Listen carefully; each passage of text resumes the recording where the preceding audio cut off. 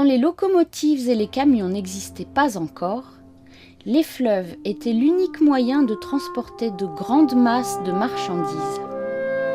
Les fleuves coulent vers la mer, mais souvent, il faut déplacer les personnes et les marchandises dans une autre direction.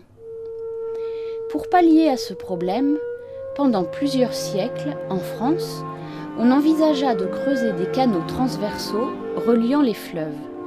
À partir du XVIIe siècle, on commença les travaux. Mais à cause de la mauvaise navigabilité de certains fleuves, on dut construire aussi des canaux à côté des fleuves. Arrivant du nord sur la Loire, près de Briare, à environ 100 km à l'est d'Orléans, les bateaux devaient croiser le fleuve afin d'entrer dans un tel canal latéral. L'ouvrage était trop compliqué, si bien qu'on décida plutôt de prolonger le canal au-dessus du fleuve et de le traverser. De tels ponts traversant les canaux avaient été édifiés à d'autres endroits, mais cela n'était pas possible à Briare.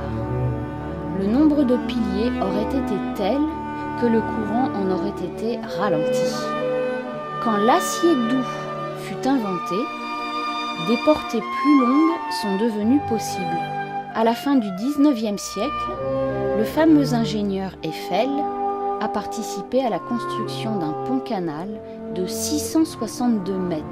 Des bateaux de cette taille devaient pouvoir passer. De la rive, on poussait des segments d'acier sur les piliers.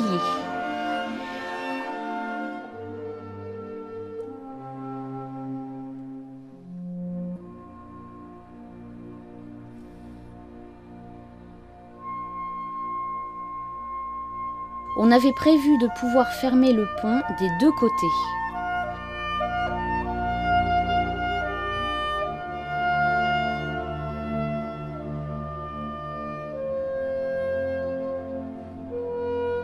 On pouvait de cette manière vider le pont plus tard pour l'entretien.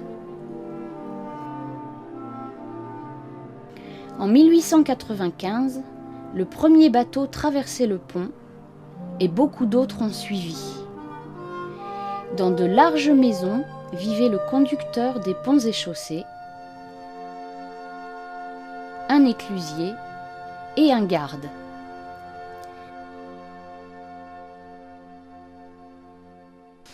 Cette entrée convient bien à l'avenue devant un palais.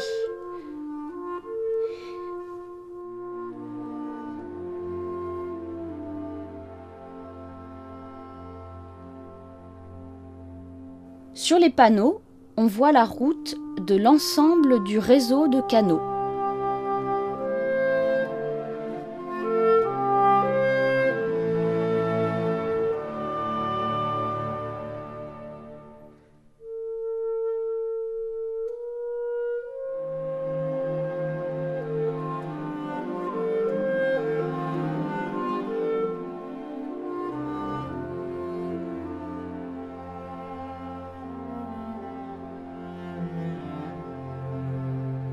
De loin, la construction est déjà vaste.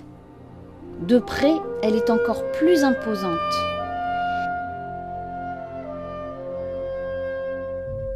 Et la boîte d'acier est archi solide.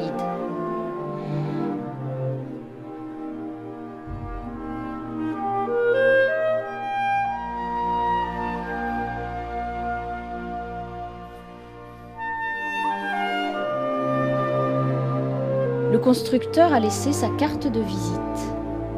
L'acier se dilate sous l'action de la chaleur. On a inventé quelque chose contre ce problème.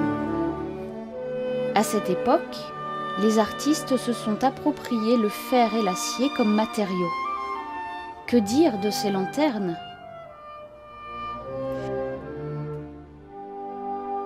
La guerre n'est pas passée inaperçue.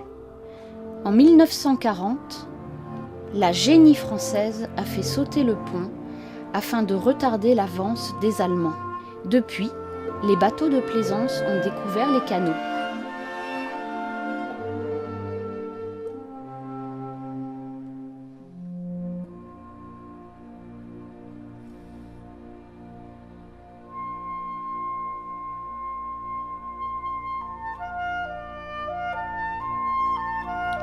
Et que diriez-vous des bateaux-mouches? Ils ont exactement la taille requise.